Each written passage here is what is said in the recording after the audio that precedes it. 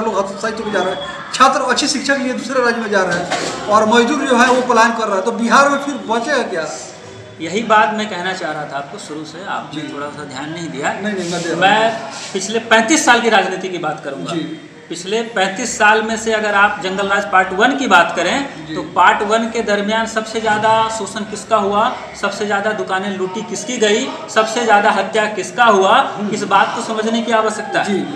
आमतौर पर वैश्य समाज को ये माना जाता है कि वो शांत समाज है, ठीक है।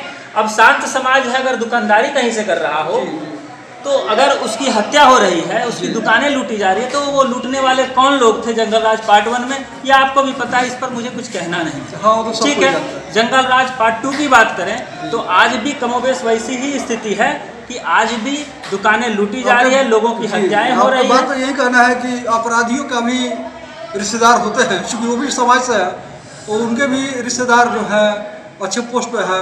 हो सकता है कि उप मुख्यमंत्री और भी हाकिम हुक्मरान है। देखिए ये तो कॉमन सी बात है, ये होता है। और मैं अच्छा से इशारा कर दिया हूँ। अब रहा बात, तो अब क्या है इस जंगल राज पार्ट 2 में, यहाँ पर अपराधी जो है ये राजनेताओं के रिश्तेदार होते हैं, अब अफसरों के रिश्तेदार हो गए हैं, या ये कह सकते हैं कि सरकारी बाबू ही बन बैठे हैं। बिल्कुल बिल्कुल, ये बात सही है। देखिए अफसरशाही हावी होने की वजह से ये सब हो रहा है। अगर मान करके चलिए, अगर जनता दरोगा के पास आवेदन के लिए जाती है, एक FIR करवाने के लिए जाती है पब्लिक, और अगर FIR नहीं लिया जाता और उस पर सवाल किया जाता है और ऊपर से घूस मांगा जाता है या फिर उसको टरका दिया जाता है, तो ये अफसरशाही की वजह से है, उस पर मॉनिटरिंग सही तरीके से नहीं होने की वजह से है।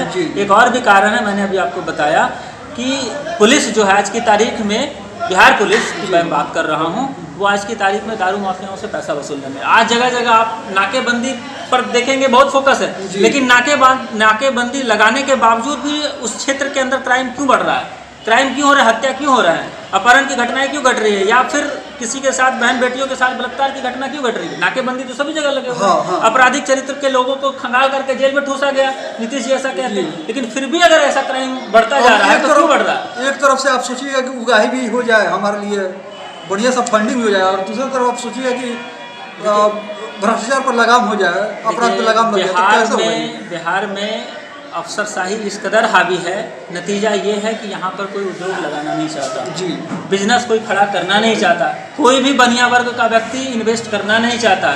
सोचिए, अगर आज भारत जो है ऑल ओवर वर्ल्ड में 5वें स्थान पर माना जाता है, ठीक है, तो आज बिहार उस स्थिति में क्यों नहीं है? नरेंद्र मोदी जी अपना